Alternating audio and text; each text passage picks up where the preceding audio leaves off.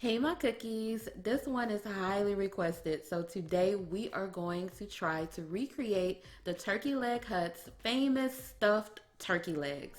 It's going to be good. Let's cook. Okay, y'all know I like to do everything from scratch, but I know some of my cookies don't have a smoker.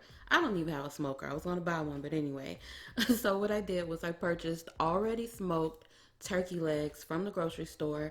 We'll do another tutorial all the way from scratch. I'll show you how to smoke these things. But for now, the grocery store turkey legs will work. And all I'm going to do is just take some melted butter and I'm going to brush it all over each of my turkey legs. I'm only doing two, but the recipe that I have in the link below is good for 4 turkey legs. Okay, so just brush both the legs all over, all around. All right, now you want to grab a roasting bag. This is just an oven safe bag. You can put whole turkeys in here, but we're going to put the turkey legs in here. It just will help tenderize the meat while we bake. We're going to bake these on 300.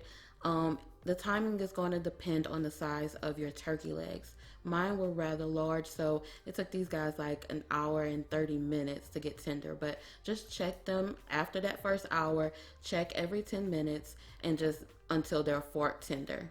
Make sense? I hope so. But I just like to twist the bag and kind of tuck it under the turkey legs to secure it before we pop it in the oven. This part is optional, but I like sweet and savory food, so I'm making this sweet chili glaze to go on the turkey legs. Now you can totally make it homemade. Use my recipe, I'll link it below, or you can buy it from the grocery store. Either is fine. To it, I add some chicken broth, a little bit of Cajun seasoning, and some garlic powder. Stir it together really well. Heat it, simmer it, 5 minutes, boom, you got a glaze. As for the stuffing, there are so many of my recipes that you can use for this. I chose to make my crawfish Alfredo sauce. The recipe is already posted, so I'll link it below. And I add large elbow macaroni to the pasta sauce to make a crawfish mac and cheese. I know, it's bomb.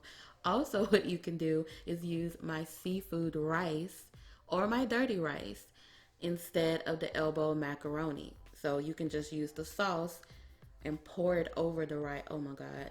I got that idea too from the Turkey Leg Hut. I think that's another dish option that they have for their stuffed turkey legs. Those people are geniuses. Anyway, check the link in the description box for that crawfish Alfredo recipe.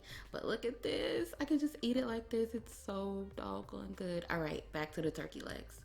After an hour and a half of baking, this is what my turkey legs are looking like. You can see that meat is starting to get really tender. When I picked it up, it just kind of fell apart a little bit. So it's the perfect time to put it on a wired baking sheet, and I'm going to brush that sweet chili glaze all over this thing.